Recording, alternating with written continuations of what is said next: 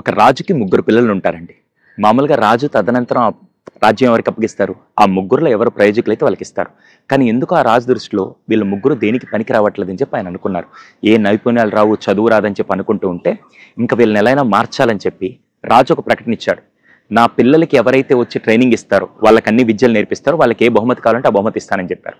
ఇంతలో ఈ ప్రకటన విన్న తర్వాత చాలా మంది గురువులు, పెద్దలు వాళ్ళందరూ వచ్చి ట్రైనింగ్ ఇవ్వాలని మొదలు పెట్టడం. 2 రోజుల తర్వాత రాజు దగ్గరికి వచ్చి వీళ్ళకి ఏమి రావట్లేదు సార్, ఎంత నేర్పించి నేర్చుకోలేకపోతున్నారంటే రాజు మళ్ళీ పిల్లలు నడిచేవాడు. మీరు దేనికి పనికిరారా అంటూ ఉంటే పిల్లలు కూడా ఎక్కడో మైండ్లో ఫిక్స్ అయిపోయింది, మేము దేనికి పనికిరామేమని చెప్పి. ఇంతలో ఈ విషయం ఆ రాజ్యంలో ఉండే ఒక పండితుడు విని, ఎందుకు పిల్లల్ని ఇలా రాజు అంటూ ఉన్నాడు, రేపటి రోజున వాళ్ళు నిరుత్సాహపడిపోతారని చెప్పి ఎలా అయినా పిల్లలకి నేర్పాలని చెప్పి ఆయన రాజు దగ్గరికి వచ్చి మీ పిల్లల్ని నాకు ఇచ్చి పంపించండి, 6 నెలలు అన్ని విద్యలు నేర్పిస్తా అన్నాడు. ఇంతలో రాజు వచ్చి ఎలాగో వీళ్ళు దేనికి పనికి రావట్లేదు సార్, తీసుకెళ్ళండి గురువుగారు అంటే ఆ పండితుడు ఆ పిల్లల్ని తీసుకుని అడవిలోకి వెళ్ళాడండి. అలా కూర్చోబెట్టి ఫస్ట్ ఒక కథ చెప్పాడు. అదే మనకు గుర్తుంది కదా, సింహం కుందేలు కథ. సింహం కుందేలు తినడానికి వస్తే మీలాంటి సింహం ఇంకోటి బావి దగ్గర ఉందంటే నేరుగెళ్ళి చూపింగా నా సింహం దాంట్లో దూకేస్తుంది. ఈ కథ విని వెంటనే ఆ రాజు పిల్లలు ఒక అబ్బాయి వచ్చి అదేంటి సింహం పెద్దది కదా, కుందేలు చేత ఎలా మోసపడిపోయిందంటే, అరే ఆ కుందేలుకి చదువచ్చు అందుకే ఆ జ్ఞానం ఉందంటే, అయితే మేము నేర్చుకుంటే మాకు చదువు నేర్పించంటే ఆ రోజు నుంచి దాంతో వాళ్ళకి అక్షరాభ్యాసం చదువు అంతా నేర్పించడం మొదలుపెట్టారు. తర్వాత రెండో కథ చెప్పాడు. మీకు గుర్తుంది కదా, చిట్టెలుకు సింహం. సింహం వలలో ఇరుక్కుపోయినప్పుడు చిట్టెలుకు వచ్చి తన పళ్ళతో కొరికి వల నుంచి సింహాన్ని కాపాడుతుంది. అదేంటి ఇంత చిన్న ఎలుక అంత సింహాన్ని ఎలా కాపాడిందంటే ఆ చిట్టెలుకి విలువిద్యలన్నీ తెలుసు అని చెప్పగానే అయితే మేము నేర్చుకుంటాం అని చెప్పగానే ఆ కథ ద్వారా వాళ్ళకి విద్యల ద్వారా అలా కథల ద్వారా వాళ్ళకి అన్ని విద్యలు నేర్పించి 6 నెలల తర్వాత రాజ్యాన్ని తీసుకొచ్చాడు.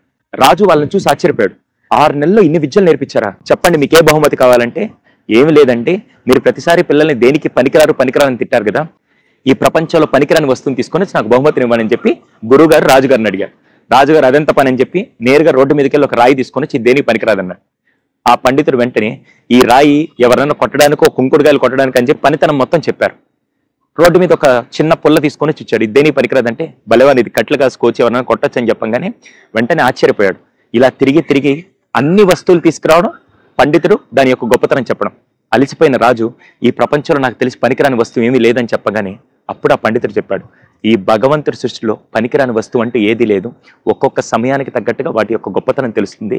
రేపటి రోజున మీ పిల్లలు కూడా పనికిరారు చెప్పడం కాదు, సమయానికి తగ్గట్టుగా వాళ్ళ విలువ కూడా వాళ్ళకి తెలిసొస్తుందని చెప్పి ఆ పండితుడు ఆ రాజుకు చెప్పాడండి.